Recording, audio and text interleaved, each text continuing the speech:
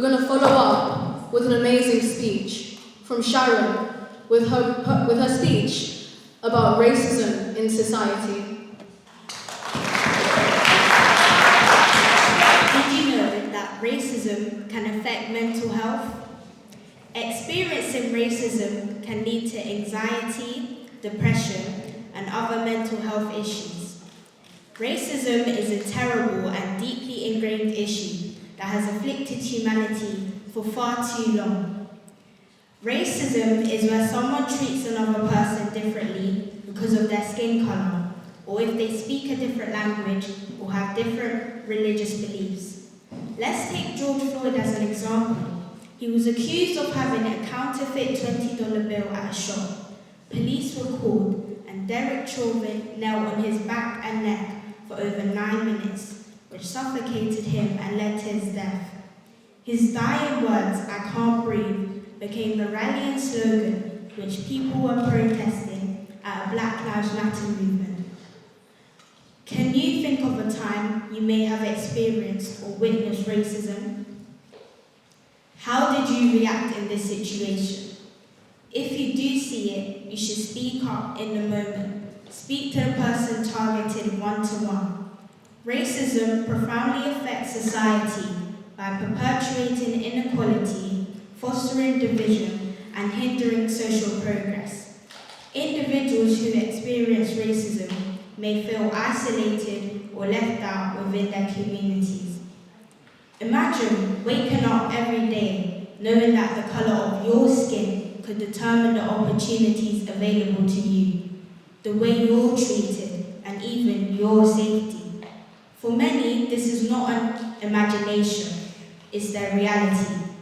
The impact of racism includes having a reduced ability to work or study, and an individual's mental and physical health is affected. The limits to education and employment perpetuate cycles of poverty and disadvantage. Stephen Lawrence is another example of someone who has experienced racism. He was an 18-year-old Black British citizen with dreams of becoming an architect. On April 22, 1993, while waiting for a bus with a friend at Wellhall Road, Eltham, London, he was brutally attacked by a group of white youths. The unprovoked assault was motivated purely by the colour of his skin. A horrifying act of racial hatred shocked the nation. Stephen later died that night, despite the efforts of paramedics. Stephen's story is one of many personal losses. It's a stark reminder of the deep-seated prejudices that persist in our society and the ongoing struggle for equality and justice. Racism is not just an abstract concept or a distant memory from history books. It manifests in the whispered insults that cuts deeper than any blame. These are not just statistics, they are lived experiences, each one a testament to the resilience of the human spirit in the face of adversity. But during the struggle, there's a flicker of hope. It is found in the courage to stand up and say enough. It is found in the hearts of allies who listen, learn, and lend their voices to fight for justice. One would think that in the 21st century that racism has gone, but no. About 3 weeks ago, a woman was racially attacked in Scotland, and what's particularly heartbreaking is that her young daughter witnessed the incident.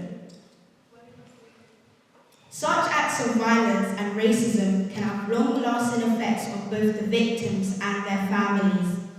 To conclude, I believe that racism must be tackled because it is a problem in our society. Nelson Mandela once said, "No one is born hating on another person because of their colour of skin or background or religion. People must learn to hate, and if they can learn to hate, they can be taught to love. For love comes more naturally to the human heart than its opposite." Before we judge someone badly or do something cruel because of their background, would we like to be in their shoes? Would we like to be treated spitefully for no reason other than the way we appear? So, I ask you to join me in this journey towards change, because I want not just people with colour, but everyone to feel respected and included. No one should be treated less than because of their skin colour or background. Let us open our hearts and minds to the stories of those who have been silenced for far too long.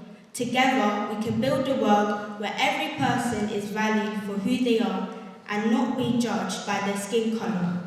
Let us work on dismantling walls of prejudice and building bridges of understanding and passion.